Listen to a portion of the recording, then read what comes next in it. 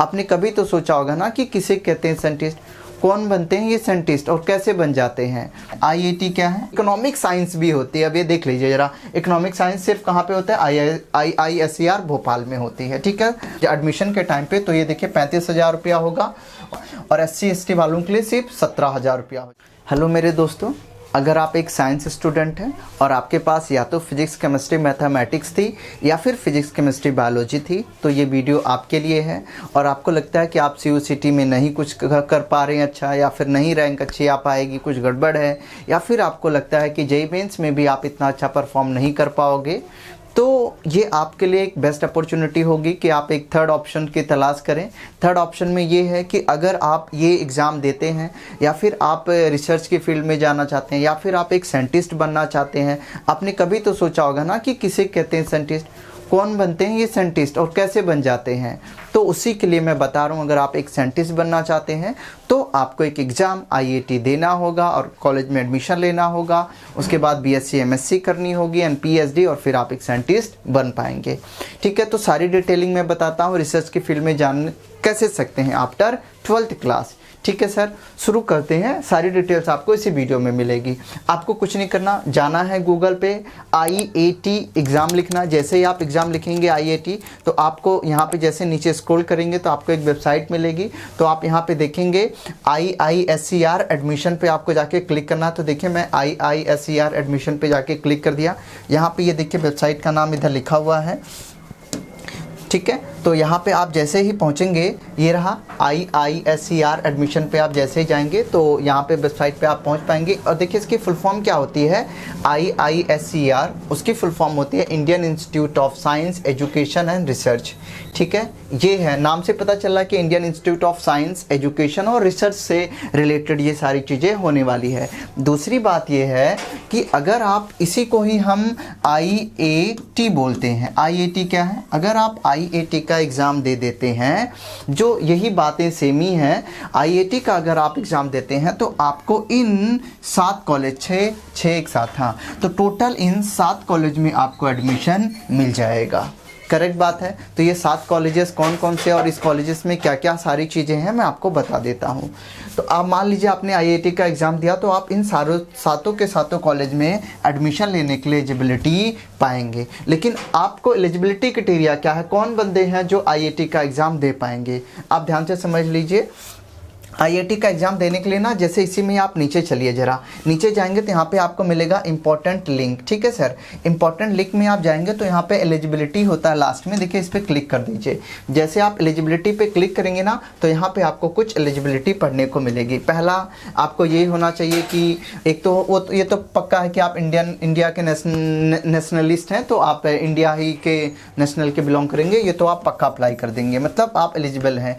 दूसरा है, उसने कहा कैंडिडेट मस्ट है पास 12th क्लास, और साइंस स्ट्रीम से आपको पास होना चाहिए। 2 बच्चे अप्लाई कर सकते हैं, या तो ड्रॉपर अप्लाई कर सकते हैं जिन्होंने 2022 में भी बोर्ड पास किया, वो भी अप्लाई कर सकते हैं, 2023 वाले भी अप्लाई कर सकते हैं, पर सिर्फ साइंस वाले स्टूडेंट जिनके पास या तो फिजिक्स केमिस्ट्री मैथ या फिजिक्स केमिस्ट्री बायोलॉजी या दोनों होगी तो भी चलेगा। इस बात को आप ध्यान रखिए। अगली कंडीशन यही है कि उनके पास तीनों सब्जेक्ट होने चाहिए, इनमें इन चारों में से कोई भी 3 सब्जेक्ट होने चाहिए। फिजिक्स केमिस्ट्री मैथमेटिक्स बायोलॉजी में से कोई 3 या चारों होंगे तो भी एलिजिबिलिटी है। और आपको तीसरी कंडीशन पहली समझ में आ गया, आप इंडियन होने चाहिए। दूसरा आपको 12th पास आउट होने चाहिए या 22 या 23 में होना चाहिए। तीसरी आपके पास इन चारों सब्जेक्ट में से कोई 3 सब्जेक्ट होनी चाहिए या चारों चलेंगे। चौथी जो मोस्ट इंपॉर्टेंट कंडीशन है वो आपको ध्यान में रखिए, अगर आप SC ST हैं तो आप 12th क्लास में मिनिमम 55% लेनी चाहिए, और अगर आप जनरल कैटेगरी से बिलोंग करते हैं तो 12th क्लास में मिनिमम आपके 60% नंबर आने ही चाहिए, तभी आप IIT के लिए एलिजिबल हैं। ठीक है, तो ये 3 कंडीशन है जो बहुत बेसिक्स कंडीशन है और नियरली हर एक बंदा इसमें एलिजिबल हो जाता है। 60 और 55% तो सबके ही आते ही हैं। ठीक है सरकार, अब देखिए ज़रा, अब थोड़ा सा और देख ले एडमिशन इसमें किस में होता है। अगर आप इन 6 कॉलेजेस में जो मैंने बताए हैं उन 6 कॉलेजेस 7 कॉलेजेस में जाना चाहते हैं तो आप कैसे जा सकते हैं, उसके लिए देखिए एडमिशन प्रोसेस क्या होता है। प्लीज़ आप थोड़ा सा इसको समझिए। एडमिशन चैनल मतलब इसमें एडमिशन कहाँ कहाँ से हो सकता है। एडमिशन यहाँ पे 3 जगहों से हो सकता है, या तो आपके KVPY का एग्ज़ाम दे दीजिए, आपको पता ना KVPY एग्ज़ाम होता है। और या फिर आप JEE से भी जा सकते हैं इन कॉलेजेस में, KVPY से भी जा सकते हैं, फिर या फिर IIT एग्ज़ाम दे दिए, जिसकी मैं अभी बात कर रहा हूँ IIT एग्ज़ाम। तो जनरली बच्चे जो JEE नहीं दे पाते या JEE से नहीं जा पाते तो आप IIT से भी जा सकते हैं। IIT का जो लेवल होता है ना थोड़ा JEE से थोड़ा कम होता है, तो आपके लिए थोड़ा फ़ायदेमंद हो जाएगी ये बातें, ठीक है। तो आप IIT एग्ज़ाम दे के भी जा सकते, इन तीनों चैनलों के थ्रू इसमें एडमिशन हो जाता है। तो मैं इसमें IIT से बात करूंगा, आप JEE से भी इसमें जा सकते हैं, ठीक है। बाकी चीज़ें मैंने आपको बता दी, आप अगर चाहेंगे तो इसमें से देख पाएंगे, करेक्ट बात है। थोड़ा सा अब मैं आगे चलता हूँ।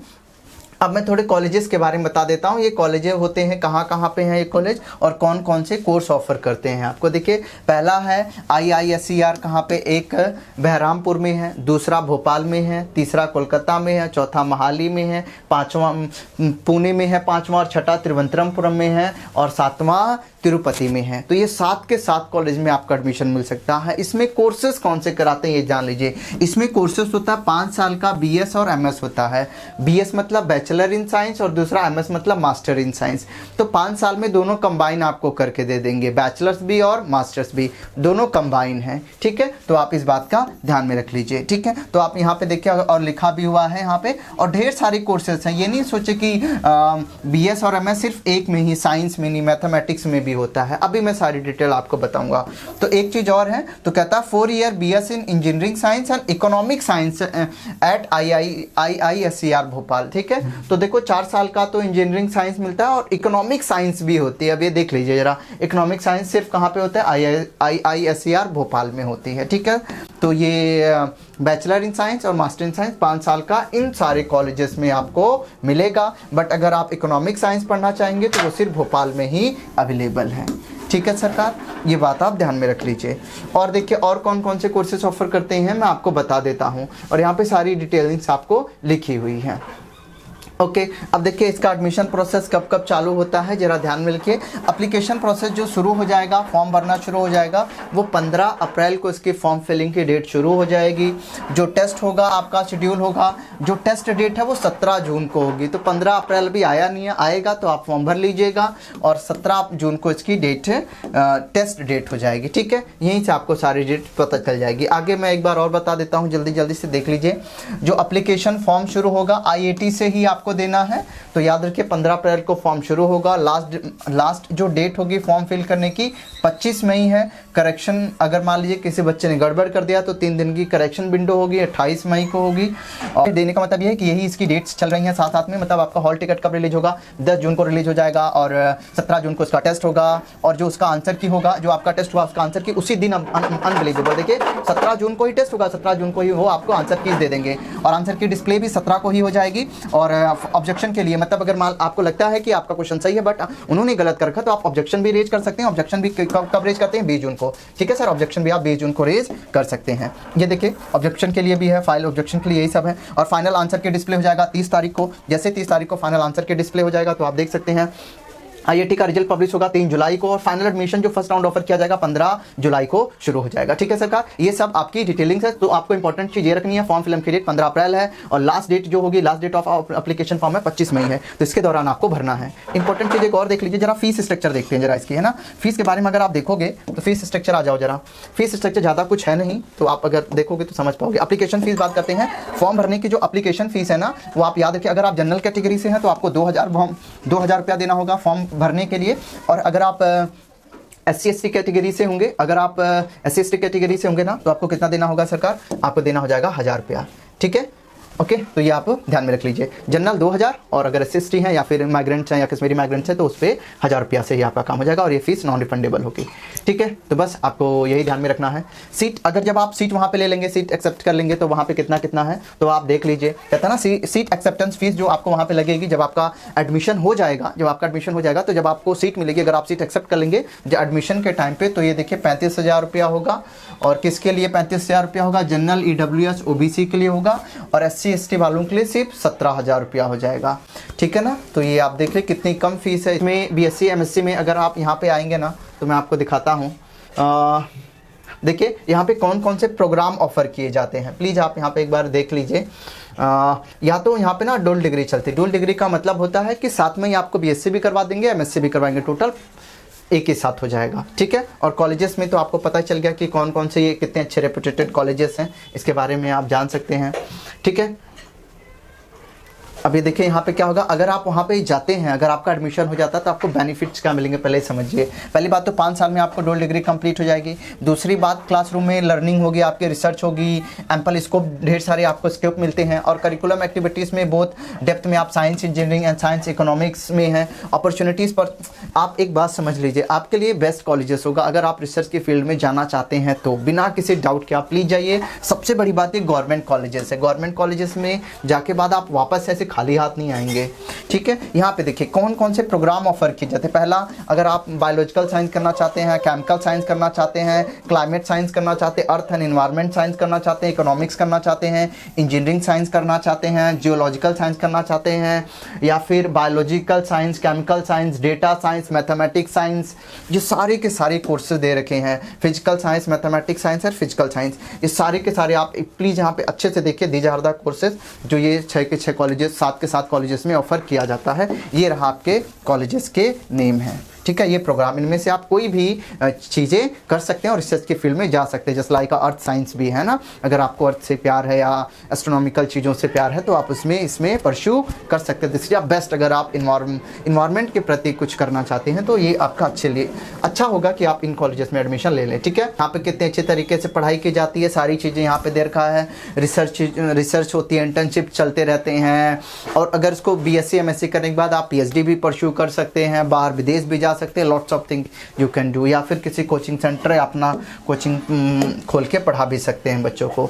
मोस्ट इंपॉर्टेंट सिलेबस वही 11th 12th सिलेबस वही है। 11th 12th से ही आपका काम हो जाएगा, टेंशन मत लीजिए। बट फिर भी आप यहाँ पे एप्टीट्यूड में आएंगे ना तो आपको सिलेबस मिल जाएगा। सर आप जस्ट काइंडली सीधा सिलेबस, सबसे बड़ी बात आपका ये 11th 12th वाला ही सिलेबस है ना, ये आपका 11th 12th वाला ही सिलेबस चलेगा। आई होप अगर ये आपको दिखता है ना मज़ा आ जाता, ठीक है। ये 11th 12th वाला ही सिलेबस यहाँ पे चलेगा। अब देखिए बायोलॉजी में कौन कौन से टॉपिक्स आएंगे, क्या क्या आएगा। देखिए बायोलॉजी में ये रहा, ठीक है, diversity in living organism, self structure, ये वाला है। और केमिस्ट्री का देखिए सिलेबस, ये देख लीजिए ज़रा, केमिस्ट्री के लिए ये सिलेबस देखिए, ठीक है। तो ये केमिस्ट्री का सिलेबस है, पी ब्लॉक, एस ब्लॉक है, ये सब चीज़ें हैं। और ये मैथमेटिक्स का ये सिलेबस देख ले। 11th 12th मैंने ऑलरेडी टोल्ड कि 11th 12th और फिजिक्स का ये सिलेबस देख लीजिए। आप वेबसाइट पे जाएंगे मिल जाएगा। आप वेबसाइट का लिंक मैं डिस्क्रिप्शन बॉक्स में भी दे दूंगा, kindly go and check it out. अब अच्छा, इसके मॉक टेस्ट क्या होता है। मॉक टेस्ट का मतलब ये होता है आपको किस तरीके से जाके अटेम्प्ट लेना है। अभी मॉक टेस्ट का लिंक आया नहीं है, जैसे ही मॉक टेस्ट का लिंक आएगा मैं एक वीडियो बना के आपको इन्फॉर्म कर दूंगा, तो आप इजीली तरीके से जाके देख पाएंगे कि मॉक टेस्ट कैसा होता है। बिल्कुल आप ये समझिए जेई लेवल से भी कम पे लेवल पे रहता है, इतना मुश्किल पेपर नहीं है। आप अच्छे तरीके से अगर चाहें 2-3 महीने पढ़ेंगे आसानी से हो जाएगा, ठीक है। थोड़ा धैर्यपूर्वक रखेंगे तो ज़रूर होगा। मिलते हैं अगले वीडियो में, कुछ अगले नई चीज़ों को लेके आएंगे तो मैं आपको वहाँ पे बताऊँगा। नमस्ते। हाँ, चैनल को सब्सक्राइब कर लेना मेरे दोस्त, ऐसा मत करना, ठीक है, कि सब्सक्राइब ना करो। Must subscribe the channel first, ठीक है। घंटे का बटन भी दबा सकते हैं इफ़ यू वांट।